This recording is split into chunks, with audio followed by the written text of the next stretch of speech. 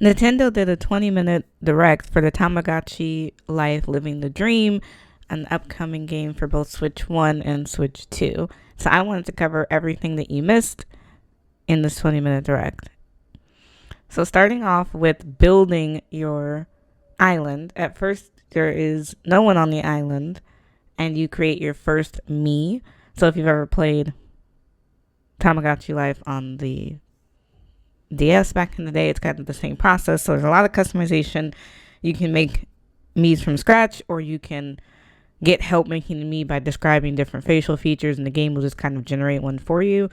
In the direct, they showed off all the customization. There's so many hairs, and you can change the ears and the eyes and the colors, and it was very in-depth. I do appreciate the level of customization that you can choose. You can also choose the height and body type. You can choose a name. You can choose the gender, male, female, or non-binary, and then also choose dating preferences. So yes, dating will be in this game, and we'll get to that in a second. So I did really appreciate, like I said, all the level of customization that came with this game.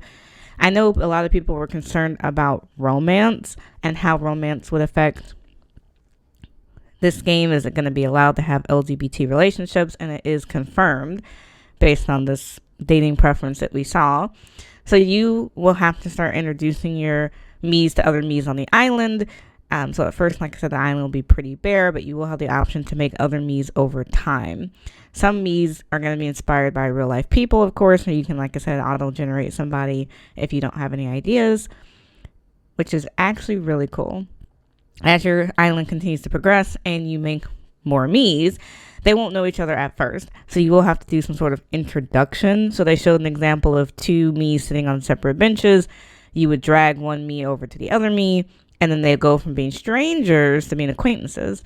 So I thought that was kind of cool. The island kind of works the same as Animal Crossing in terms of it's played in a real day. So even if you're not playing the game, things are still happening on your island throughout the day. And so your Miis may start getting acquainted with each other even if you're not playing. Other characters may also make recommendations to link up to characters.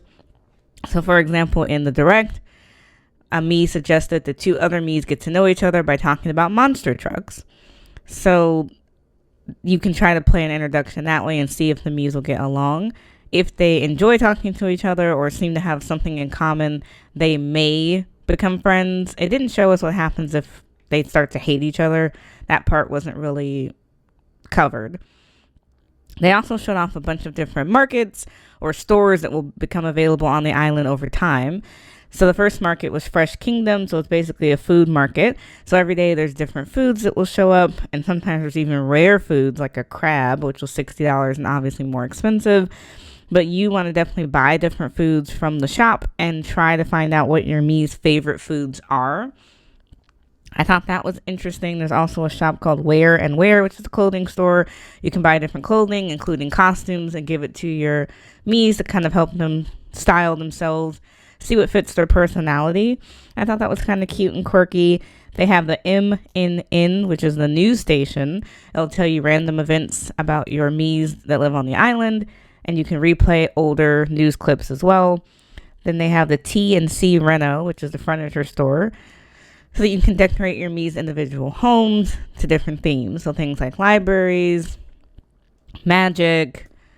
I thought that was a cute touch. The only thing they didn't touch on in the game that I could see was how you make money to have money to buy all these things. Maybe I missed that in the direct. The next shop is the marketplace. So it's just random stuff on sale, like mystery bags. And it changes depending on the time of day. So there might be different things at night versus in the morning. So I thought that was kind of quirky. It encourages you to log in throughout the day, basically. The next store is Photo Market, which isn't really a store. You're not buying anything, but it's an opportunity for you to take pictures with your Mii's and put them in different scenarios. So I thought that was cute. And of course, you can get these off your Switch if you want to upload them online. The next store is Quick Build. So it has outdoor decorative objects. So if you wanted to put down plants, fences, benches, things like that, so you can make areas for your Mii's to play outside. I thought that was cute and quirky. A lot of the outdoor objects reminded me of Animal Crossing. I just missed that game so much. Animal Crossing New Horizons, of course, being one of the top selling games on the Switch 1 during COVID. But I think it's cute. And other Miis may even suggest you buy more plants or decorate a certain way to make the village or the island feel more homely. So I thought that was cute. I like that it's both up to the player how we want to do things, but also up to the Miis. They're going to make suggestions. Of course, you can always say no. There's always an option to say no to the Mii's suggestions, but it gives you some direction in the game if you don't know what to do or you've run out of ideas. And then the final store is Palette House. So it allows you to create things using like a free drawing system. So Palette House you can make a pet dog for one of your Miis, or you can decorate a latte machine and make custom clothing or make custom TV shows. I thought that was really cute. So those are the shops that we're aware of. There might be more that just weren't covered in the direct. And then getting into the part that I know everyone cares about, which is the romance section. They showed off a Mii who kind of had a crush on a person that she kind of bumped into. It looks like maybe late at night, not paying attention during a walk, she bumps into this guy, and there was like a little cut scene where she kind of like has a intense crush on this Mii character. And so it shows, I know that we probably missed some things. They had to speed it up for the direct, but it did show that she had a crush on this person, and at some point she tried to get to know him, and I guess he rejected her, so she was very depressed about that. So in the direct, another Mii was drug over to kind of comfort her because she was on the beach kind of, mellowing out about being rejected, and then she has a new crush on the person that came to comfort her, which is funny. Totally unexpected for sure.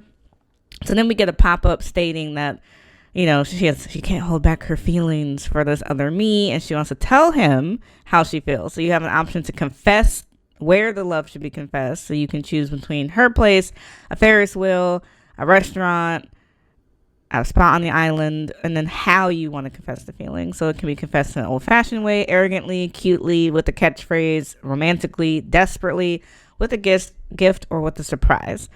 Now, the way they chose in the direct was the old-fashioned way on a Ferris wheel, but I'd be curious to see with a gift. Do you get to choose the gift? Is it something you buy from one of the stores? Like, what does that look like? So then we got another cutscene where she's on the Ferris wheel confessing her feelings, or trying to confess her feelings, but she's getting interrupted by other Miis who are also confessing their feelings for the same Mii, Hugh Morris. And so Hugh Morris chose not our girl, which is unfortunate. So that was interesting. Also, in some like fast montages, we see that Miis have a lot of relationships that they can have, not just dating each other, but they can also get married. They can also have children, or it's implied that they have kids. We saw a little snippet of that. And then they can also live together. So if if Miis are really close, like good friends or ultra friends, which I'm not sure what the hierarchy is, but it seems like it goes from stranger to acquaintance to some point great friends or ultra friends. A Mii can suggest living with another person, and they can do that they'll probably ask you, actually, as the player. And so in the example, one Mii said, what do you think about living with Angie? And you can always say it's a good idea or a bad idea. So you still have control over them moving in together. And then if we live together, what will we do every day? And you can choose from some pre-made options, or you can type in an option. And then the two Miis will have another cutscene where they'll talk to each other and see if they want to live together. You can have up to 8 Miis living in one residence. And they'll be obviously have their own room, but there'll be a shared space like a living room if you have that many people living there. I thought that was awesome. I like the interplay with that. I think it's going to be interesting to see all that they didn't cover in the direct. So, for example, we didn't see, like I said, children. We see that children exist, but, at what point does that happen? We didn't get to see a marriage playthrough. Are there other shops that we're not aware of? Things like that. So let me know in the comments below, what did you think of the direct, and will you be buying Tomodachi Life Living the Dream?